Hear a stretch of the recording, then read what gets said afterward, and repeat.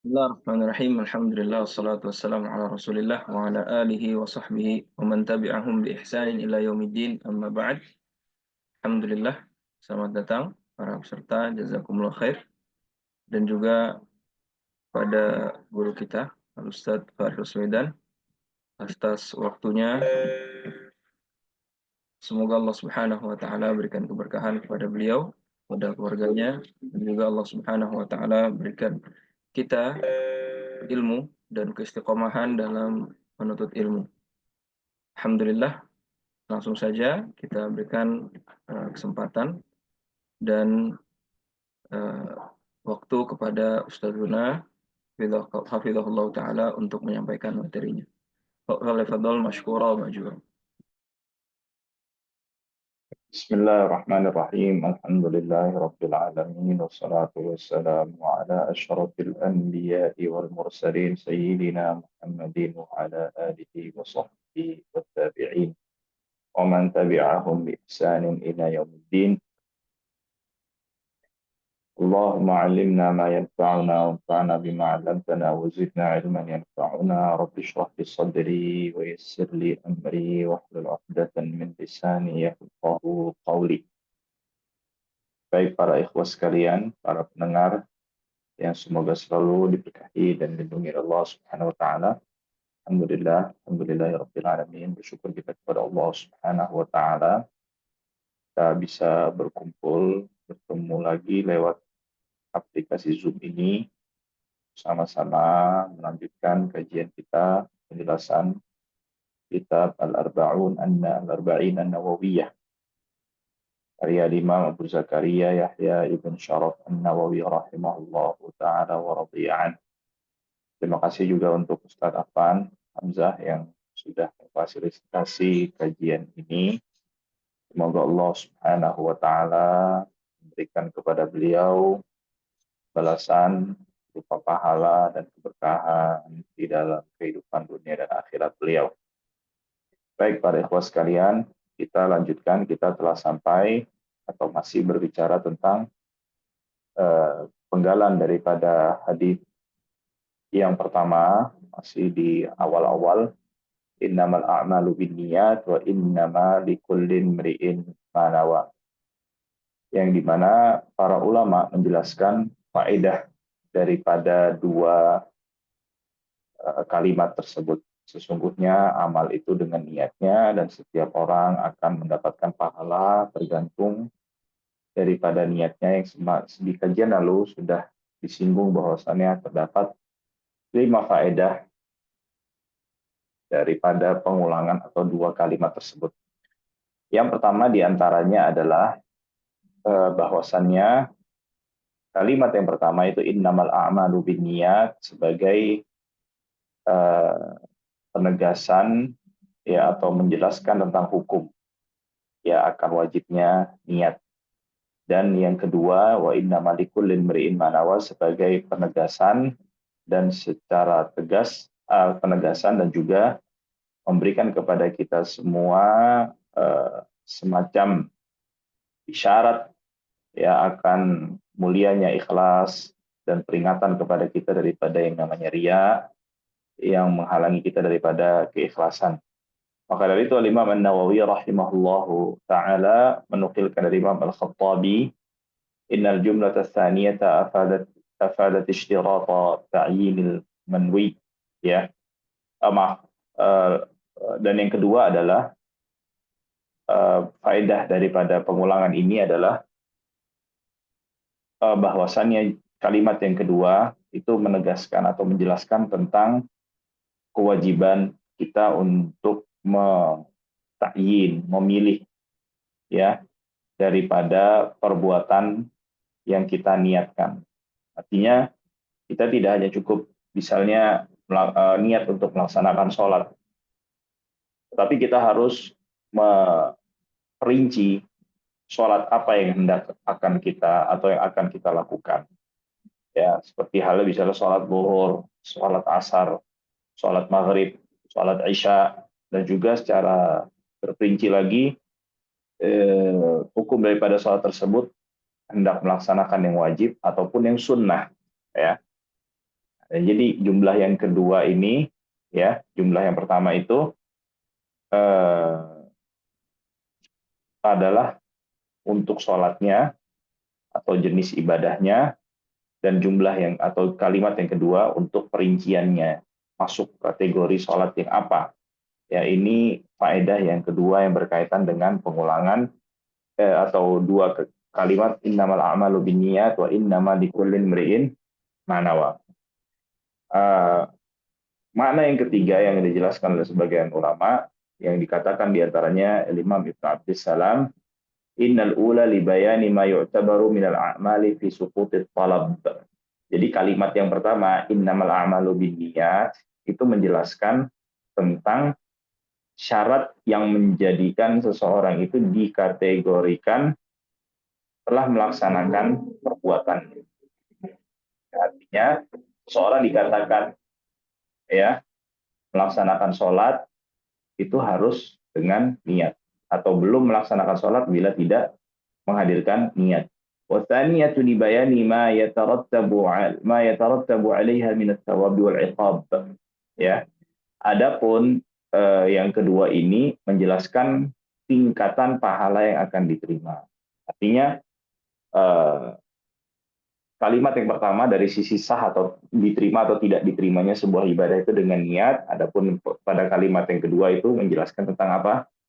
Tentang apa yang didapat dari pahala daripada ibadah yang dia kerjakan, jenis pahalanya. Ya. Adapun faedah yang keempat, ya, makna yang keempat yang dijelaskan oleh para ulama, dua kalimat tersebut, ya, anna tsaniyata afadat ma'na listinabati fin niyyah. Kalimat yang kedua wa innama likullin mri'in ma nawa menjelaskan larangan untuk mewakilkan, untuk berniat bagi orang lain, ya. Karena kenapa? Rasulullah SAW menisbatkan niat itu kepada setiap dari kita, bukan dengan orang lain. Wa innama likullin mri'in, setiap dari kalian, ya. Jadi pahalanya sesuai dengan apa yang niatkan, bukan kita niatkan, bukan yang diniatkan oleh orang lain. Jadi dari sini, dari ucapan Nabi Muhammad SAW, wa innama likullin mri'in ma nawa, kita itu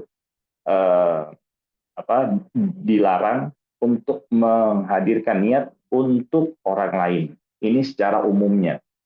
Adapun ada beberapa ibadah yang kita sah untuk niat dalam rangka mewakilkan ibadahnya orang lain, seperti mendistribusikan zakat yang bagi orang yang wajib untuk melaksanakan zakat, dan juga seperti orang yang menghajikan orang lain, ya, menghajikan orang lain, ya. Nah, lalu faedah yang kelima, bahwasannya Imam As-Sam'ani mengatakan inna hadhil jumlata dallat ala anna al-a'mal al-'adiyyata allati la tatawaqqafu 'ala an-niyyah qad tufidu ats-tsawab idza nawa biha fa'iluha al-qurbah. Dari hadis ini, kata Imam Sam'ani, bahwasannya perbuatan-perbuatan yang sifatnya kebiasaan adat yang kita lakukan dalam keseharian yang bukan dalam lingkup perbuatan ibadah itu bisa bernilai ibadah tatkala kita meniatkan perbuatan tersebut sebagai ibadah atau dalam rangka untuk bisa mengerjakan suatu hal atau wasilah untuk melakukan ibadah.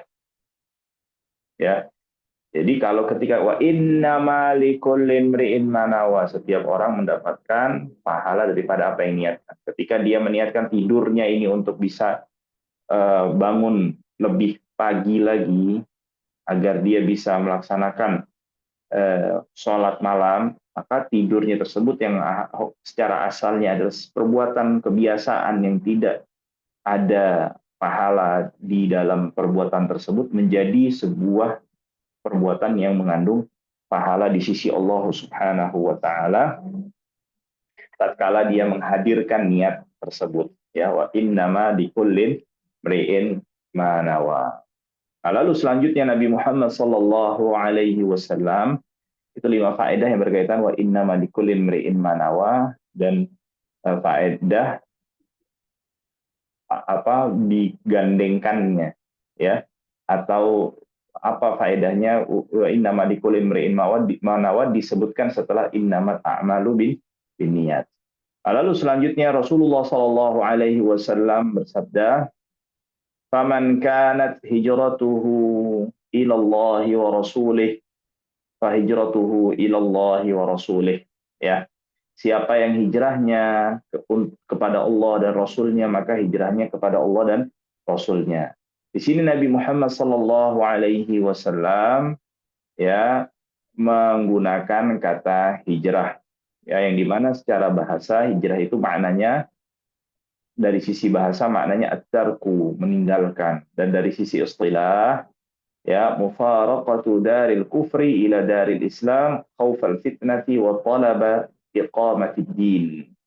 Ya, makna hijrah di dalam istilah adalah meninggalkan negeri yang di atau mayoritasnya, ya, atau negeri tersebut dikategorikan sebagai negeri kafir, menuju ke negeri Islam, ya, khaufal fitnah, dalam rangka dikarenakan dia khawatir akan fitnah daripada agamanya, wa talaba iqamatid din, dan dia menginginkan agar bisa melaksanakan agamanya secara utuh dan sempurna, ya.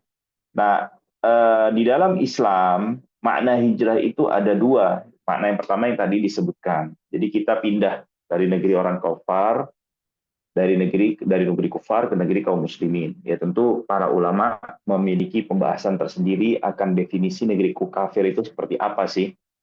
Seperti apa itu definisi, sudah dijelaskan di dalam kitab-kitab fikih.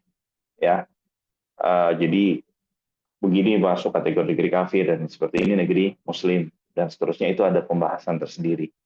Yang jelas, seseorang diharuskan dia hijrah dari satu daerah, ya, yang dimana dimana ketika dia tinggal di daerah tersebut dia tidak bisa untuk mengerjakan ibadah, tidak bisa melaksanakan perintah agamanya. Ini jadi dia berpindah dengan jasadnya, tubuhnya, ya, secara apa tempat di mana dia tinggal. Nah, adapun dari hijrah yang kedua juga maknanya adalah berpindah dari tempat yang dia khawatir akan keamanan, baik dia bisa melakukan ibadah di tempat tersebut ataupun tidak bisa. Artinya ini lingkupnya lebih luas lagi, hanya sekedar dengan melihat daripada keamanan dirinya, maka di sini juga dikatakan sebagai hijrah. Dan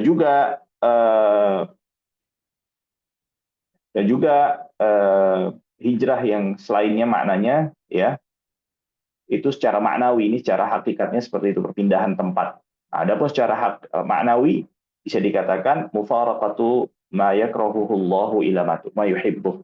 Ya, seseorang meninggalkan sesuatu apa yang Allah Subhanahu wa taala tinggalkan, benci, untuk melakukan apa yang Allah Subhanahu wa taala sukai. Jadi di sini bisa makna taubah. Tapi badannya nggak kemana-mana, misalnya gitu. Tidak, masih ada di negeri di mana dia tinggal, di mana dia tumbuh kembang dan seterusnya, tetapi dia hanya merubah kebiasaannya. Ini juga bisa dikatakan sebagai hijrah. Nah, hijrah ini akan senantiasa, atau syariat hijrah ini akan berlaku sampai hari kiamat. Sampai maka dari itu Nabi Muhammad Sallallahu Alaihi Wasallam bersabda dalam riwayat Ahmad, la tanqati'ul hijratu hatta tanqati'at taubah. Hijrah ini tidak akan berhenti sampai terputusnya taubat. Ya, jadi di sini Nabi Muhammad SAW maksudnya taubat, hijrah itu gak akan berhenti sampai pencariatan hijrah itu diberlangsungkan. Hijrah ini tidak akan berhenti sampai terjadinya hari kiamat. Adapun la hijrata ba'dal fath, tidak ada hijrah setelah Fatu Mekah, maknanya adalah hijrah dari negeri Mekah, bukan hijrah secara umum. Hijrah dari Mekah ke tempat lain, karena Mekah setelah Fatu Mekah telah menjadi Darul Islam, negerinya kaum muslimin, ya. Nah, lalu selanjutnya Rasulullah SAW Rasulullah sallallahu alaihi wasallam bersabda ilallahi wa rasulih fahijratuhu ilallahi wa rasulih. Ya, siapa yang hijrahnya kepada Allah dan Rasulnya, maka hijrahnya kepada Allah Subhanahu wa Ta'ala dan Rasulnya Sallallahu Alaihi Wasallam.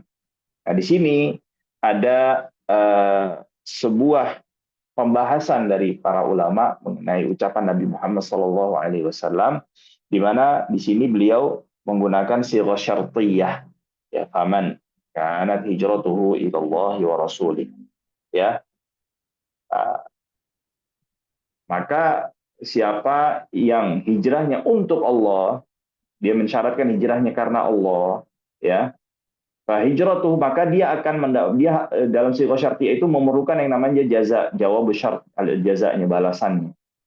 Nah, di mana balasannya itu haruslah berbeda dengan syaratnya. Ya, seperti orang misalnya nih ya, orang mau dapat bonus dari provider yang dia pakai, misalnya dia harus isi pulsa 10.000, maka dia dapat, ya, pulsa 10.000. Ya kan nggak gitu kan? Apa faedahnya? Ya, ya emang saya isi pulsa 10.000, terus dapat pulsa 10.000. Lantas apa faedahnya nih syarat ini? Kan harus ada sebuah hal yang lebih, sebuah hal yang berbeda ketika saya memenuhi dan melaksanakan syarat yang ditentukan. Ya, nah, tapi di sini di sini kok nggak ada hal yang berbeda kepada Allah dan Rasulnya, maka dia hijrahnya kepada Allah dan Rasulnya. Apa perbedaannya? Apa tujuannya? Ya, nah para ulama menjelaskan bahwasannya di ucapan tersebut, ya,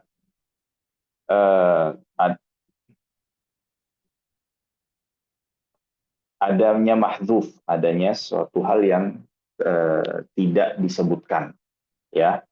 Maka dia disebutkan siapa yang hijrahnya, ya, ilallahi wa rasulihi niyatan wa qasdan, siapa saja yang hijrahnya tujuannya kepada Allah dan Rasulnya, fa hijratuhu ilallahi wa rasulihi ajran wa thawaban, maka hijrahnya kepada Allah Subhanahu, maka apa?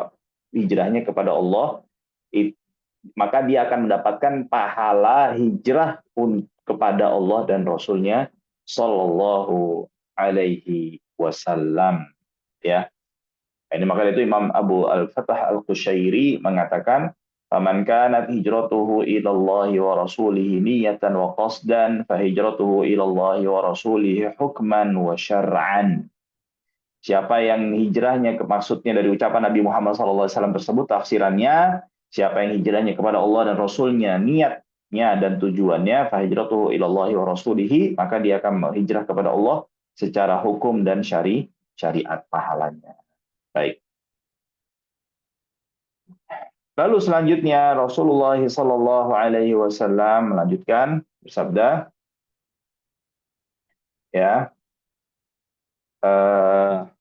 faman kanat hijratuhu lidunya, siapa yang hijrahnya kepada dunia, ya, lidunya yusibuha, ya, yang hendak ia dapatkan.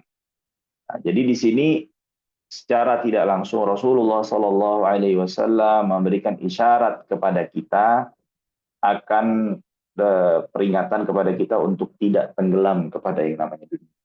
Ya, kan biasanya nih ya, di dalam syariat itu, teks syariat itu selalu menyampaikan sesuatu dan kebalikannya. Surga, neraka, kebaikan, keburukan. Nah, ini setelah Allah dan Rasulnya, kenapa yang disebutkan dunia? Betul ya? Itu seperti kebaikan dan keburukan, surga dan neraka. Ya tentu bukan berarti dunia ini semuanya buruk, enggak. Tetapi di sini memberikan kepada kita semua isyarat akan, atau isyarat berupa peringatan kepada kita agar kita tidak tenggelam kepada dunia. Ya, terlebih lagi aktsarul Quran mustamilun ala dhammid dunya. Terlebih lagi di dalam Al-Qur'an itu mayoritasnya berisikan celaan kepada dunia, ya, wasarfil khalqi anha, dan menganjurkan memotivasi kita semua manusia menghindari agar menghindari daripada tenggelam di dunia, tenggelam kepada dunia, ya. Nah, maka dari itu di dalam banyak hadis terdapat, ya, dalam banyak riwayat atau beberapa riwayat akan celaan kepada dunia, di antaranya sabda Nabi Muhammad sallallahu alaihi wasallam yang dikeluarkan Imam At-Tirmidzi, "Walladzi nafsi biyadihi lad dunya ahwanu 'ala Allah min hadhihi syati 'ala ahliha." Ya, kata Rasulullah sallallahu alaihi wasallam, sungguh ketika mendapati adanya bangkai kambing, ya. Jadi ditanya ada bangkai kambing, ya. Lalu Rasulullah bertanya kepada sahabat, siapa yang mau nih bangkai kambing? Nah, ditawarkan tuh kepada sahabat, siapa yang mau, kira-kira ada yang mau kita di sini bangkai kambing, ya. Nggak ada. Nah, lalu Rasulullah SAW bersabda, "Walladzi nafsi biyadihi lad dunya ahwanu 'ala Allah min hadhihi syah 'ala ahliha." Sungguh dunia ini lebih hina daripada bangkai kambing ini. Lalu Rasulullah SAW melanjutkan, "Walau kanatid dunya ta'dilu 'indallahi janaha ba'udatin ma saqa kafiran minha syurbata ma'in." Kalau sekiranya dunia ini di sisi Allah Subhanahu wa taala sepadan, sama saja dengan satu helai sayap daripada seekor, ya, nyamuk, ya, ba'udah, ya, Allah Subhanahu wa taala tidak akan memberikan minum seteguk pun kepada orang kafir. Jadi justru kita mendapatkan apa? Orang kafir justru yang paling kaya kebanyakannya, kan. Jadi di sini menunjukkan bahwasannya apa? Dunia ini tidak bernilai di sisi Allah Subhanahu wa taala. Nah, dan juga ditambah lagi dalam satu riwayat yang lainnya di riwayat Tirmidzi, ya, Rasulullah sallallahu alaihi wasallam bersabda, "Ad-dunya mal'unatun mal'unun ma fiha." Dunia ini senantiasa terlaknat, dan terlaknat apa yang ada di dalam dunia ini. Jadi bukan hanya dunianya, isi daripada dunia ini semuanya terlaknat. Kecuali illa dzikrallahi ta'ala wa mawalah, dan kecuali mengingat Allah dan yang mengikutinya, wa aliman au muta'alliman, dan orang alim dan orang yang belajar ilmu. Jadi jangan sampai kita apa? Tenggelam daripada dunia, sampai lupa ngaji, lupa belajar, ya. Sini terlebih lagi alhamdulillah Ustaz Afan lewat Aisyahnya nih mengadakan berbagai macam atau taklim belajar bahasa Arab. Nah, itu dimanfaatkan, ya. Karena kenapa? Seseorang tidak akan mungkin untuk bisa mentadabburi Al-Quran dan merasakan kelezatan isi Al-Quran kalau hanya sekedar mengandalkan terjemahan.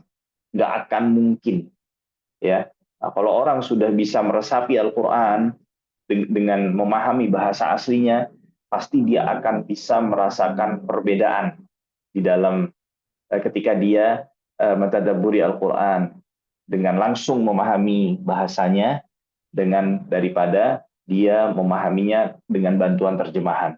Wah, itu sebuah nikmat yang paling besar. Maka dimanfaatkan ketika ada pelajaran-pelajaran baik online atau offline, selagi kita masih memiliki kelapangan, disempatkan, ya, harus disempatkan, paksa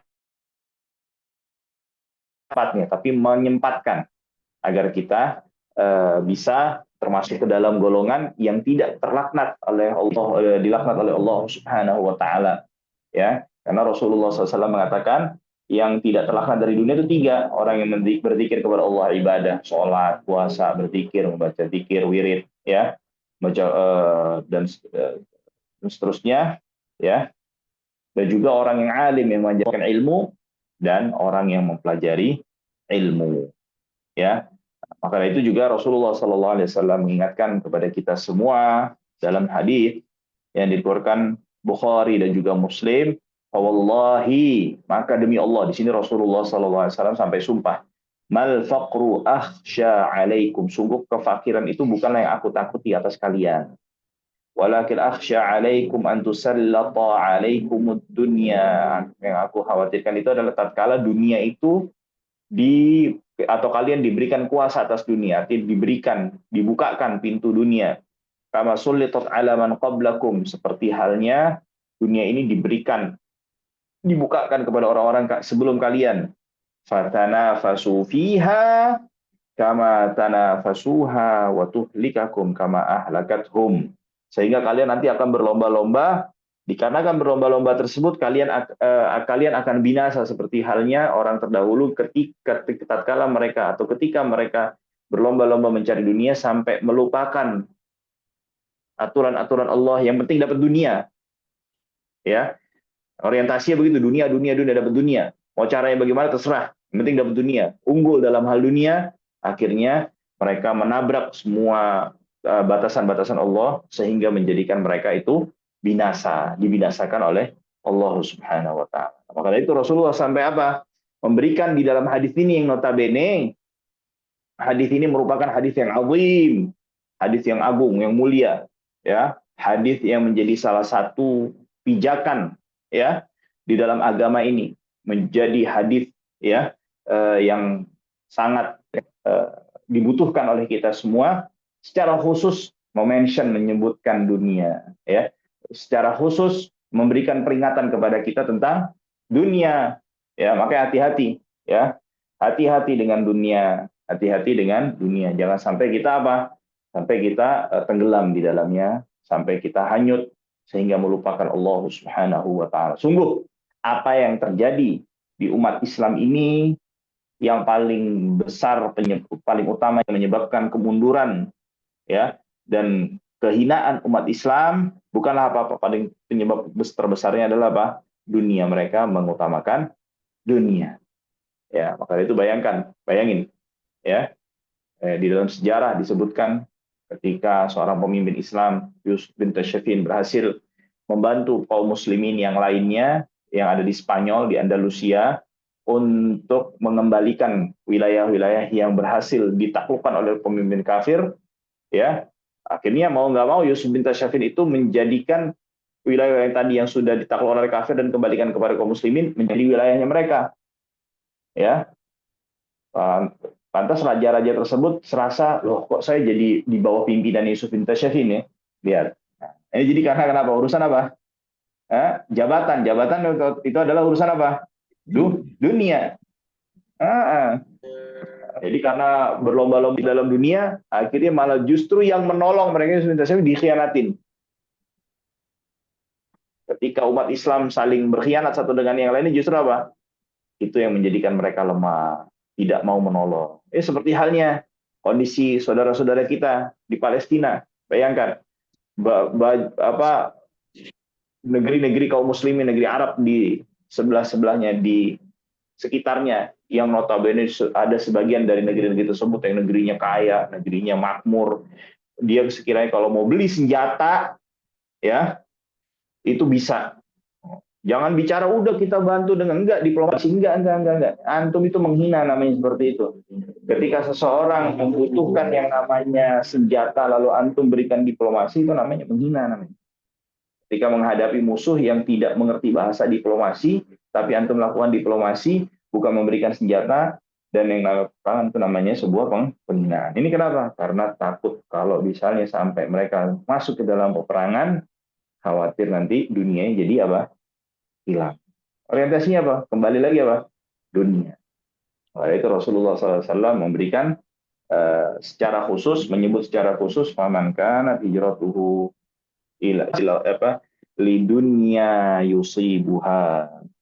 Lalu melanjutkan lagi, awimra'atin yankihuha. Nah, perhatikan. Di sini Rasulullah Sallallahu Alaihi Wasallam ini kepada laki-laki ini secara khusus, ya. Padahal imra'ah, perempuan ini, ketika seseorang menikah, memiliki pasangan, ini bagian daripada nikmat dunia yang Allah Subhanahu wa taala berikan pada laki-laki tersebut. Lalu kenapa Allah Subhanahu wa taala, Rasulullah sallallahu alaihi wasallam menyebutkannya secara khusus? Ya. Kan perempuan ini bagian daripada dunia. Lalu kenapa menyebutkannya secara khusus, ya? Ini seperti halnya atau ini menunjukkan akan apa? Akan eh, suatu hal yang lebih, ingin kita untuk kita memperhatikannya lebih lagi daripada hal yang disebutkan sebelumnya, ya. Jadi kita sudah diingatkan dunia, terus lalu disebutkan perempuan, padahal perempuan ini bagian daripada dunia. Ini tujuannya apa? Untuk kita lebih memperhatikan lagi, hati-hati, ya. Karena dalam seperti halnya ayat hafizu 'ala shalawati was salatil wusta. Jagalah salat dan salat dan salat wusta. Nah, padahal salat wusta ini bagian daripada salat. Nah, ini jadi di sini menunjukkan akan apa? Kita lebih memperhatikan lagi. Jadi perhatikan salat dan lebih perhatikan lagi dari yang diperhatikan itu adalah salat wusta. Nah, maksudnya di sini apa? Hati-hati terhadap dunia. Dan lebih hati-hati lagi dari sesuatu hal yang kalian hati-hati, yang kalian waspada dari semua hal tersebut adalah perempuan. Maka dari itu Nabi Muhammad SAW bersabda dalam sebuah hadis yang dikeluarkan Imam Bukhari dan juga Muslim, "Ma taraktu fin nasi ba'di fitnatan adarra 'ala rijali minan nisa." Tidak ada satu fitnah yang aku tinggalkan ya setelah sepeninggalku yang lebih bahaya bagi laki-laki daripada dunia. Ya, maka dari itu sebagian para ulama mengatakan ma ayyasash syaitanu min insanin qattu ketika setan itu sudah putus asa mengganggu seseorang illa atahu min qibalin nisa. Maka senjata terakhirnya itu apa? Untuk menjerumuskan seseorang itu lewat perempuan. Maka dari itu. Nah, juga dari sabda Nabi Muhammad SAW yaitu faman kana hijratuhu lidunya yusibuha aw imra'atin yankihuha, atau seorang perempuan yang hendak ia nikahi, ya. Ini memberikan kepada kita sebuah isyarat akan asbabul wurud daripada hadis ini, ya. Karena dalam sebuah riwayat yang lain sebagaimana juga ditukilkan oleh Imam As-Suyuti dalam kitab asbabul wurudnya, bahwasannya ada salah seorang sahabat Nabi Muhammad Sallallahu Alaihi Wasallam hendak ketika hijrah dia hendak menikah. Tujuannya dia hijrah ini untuk bisa menikah dengan salah seorang sahabat perempuan yang namanya Ummu Qais. Ummu Qais, kunyahnya Ummu Qais, ya, dan nama Ummu Qais ini Aminah. Namanya siapa? Amin. Aminah. Nah, jadi disebutkan atau diberikan julukan orang ini Muhajir Ummi Qais. Muhajir Ummi Qais. Ya. Karena kenapa dia hijrahnya tujuan untuk siapa? Ummu Qais, ya. Nah, jadi di sini fa hijratuhu ila ma hajara ilai. Maka dia akan mendapatkan hijrahnya itu thawabnya sesuai dengan apa yang dia tujukan. Kalau dia mau dapat dunia ya udah, hukum dunia tersebut apa hijrahnya? Hukum dunia tersebut yang dia ingin dapatkan itu apa? Sesuai.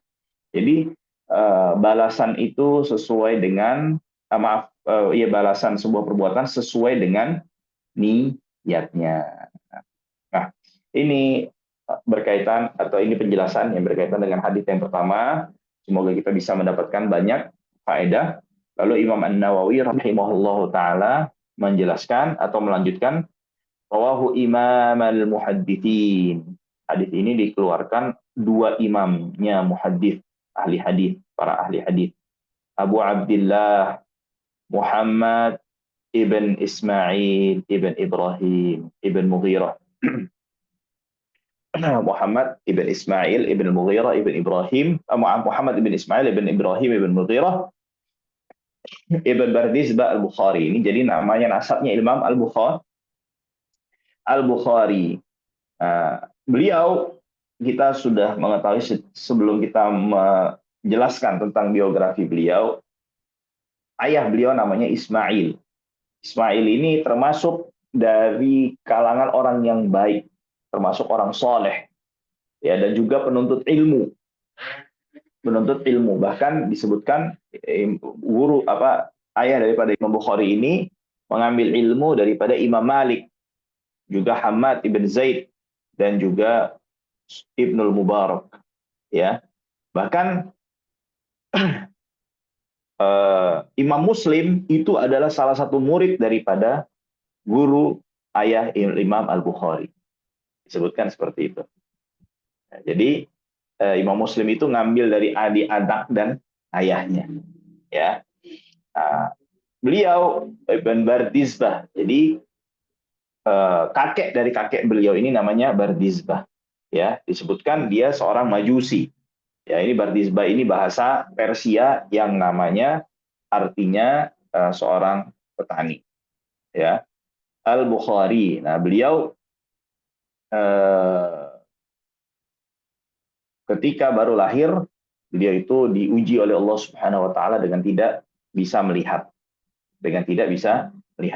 buta, ya, buta beliau. Sampai umur 2 tahun, ya, yang dimana ibu beliau ini adalah seorang perempuan yang solehah, ahli ibadah, ya. Sampai beliau dibawa ke Mekah, ya, ibunya berdoa memohon kepada Allah Subhanahu wa taala agar dikembalikan penglihatannya.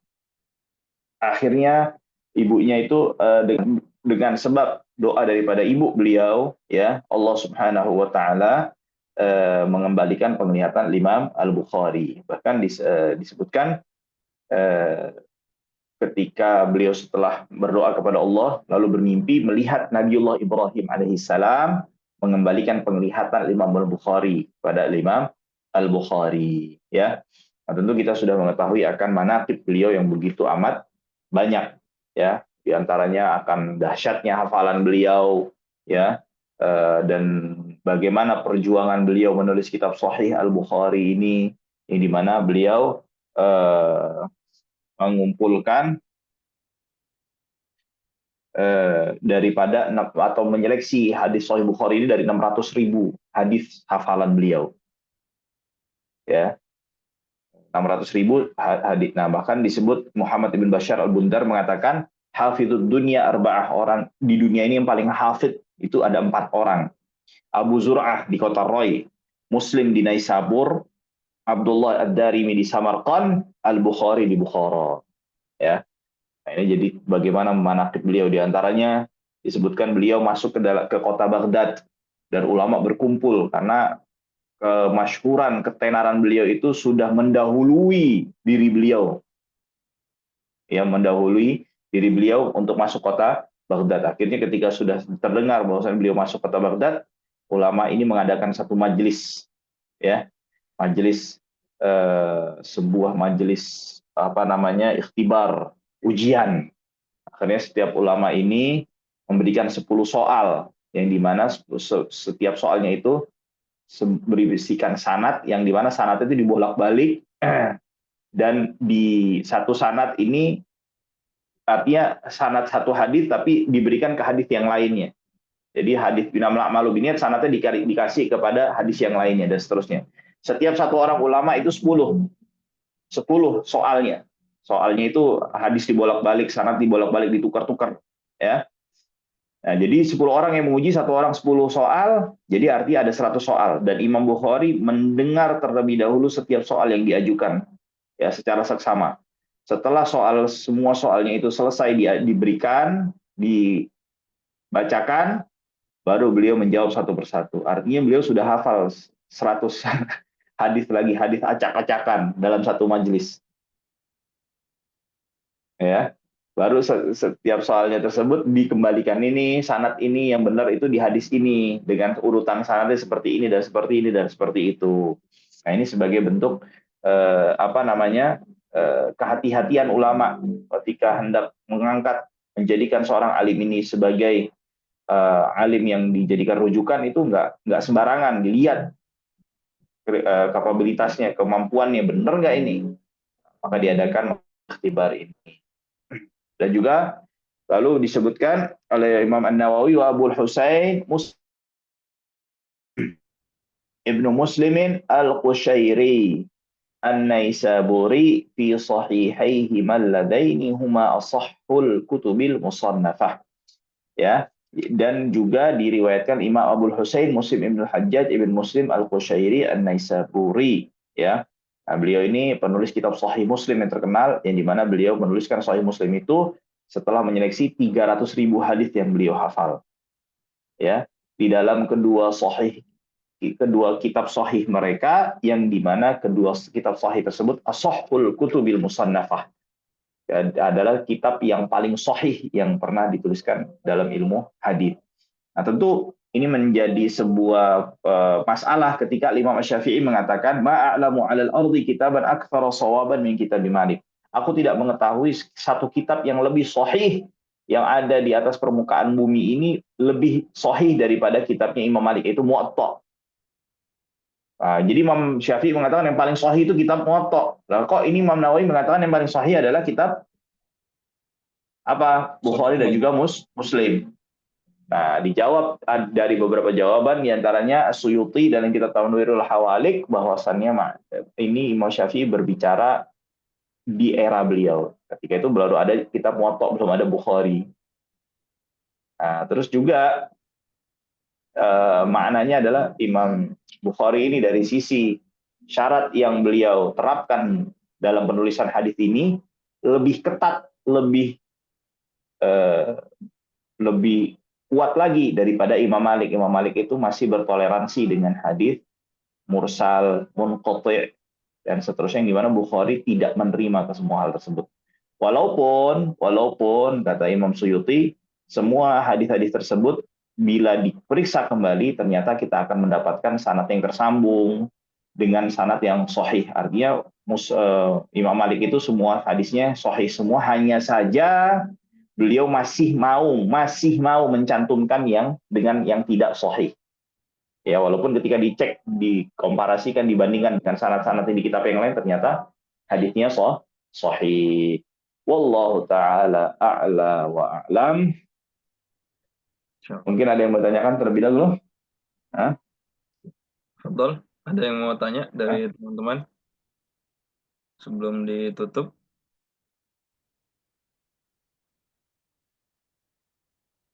Sepertinya tidak ada, Ustaz. Baik. Baik, terima kasih. Jazakumullah khairan kepada Ustaz Faris atas waktunya dan juga kepada teman-teman. Semoga Allah berikan keistiqomahan kepada kita dan Allah Subhanahu wa taala berikan keberkahan pada kita dan juga terkhusus kepada guru kita Ustaz Faris Baswedan. Barakallahu fikum, ya tuhan kafaratul majlis. Subhanakallah bihamdika, asyhadu an la ilaha illa anta, astaghfiruka wa atubu ilaik. Assalamualaikum warahmatullahi wabarakatuh. Waalaikumsalam warahmatullahi wabarakatuh. Warahmatullahi wabarakatuh.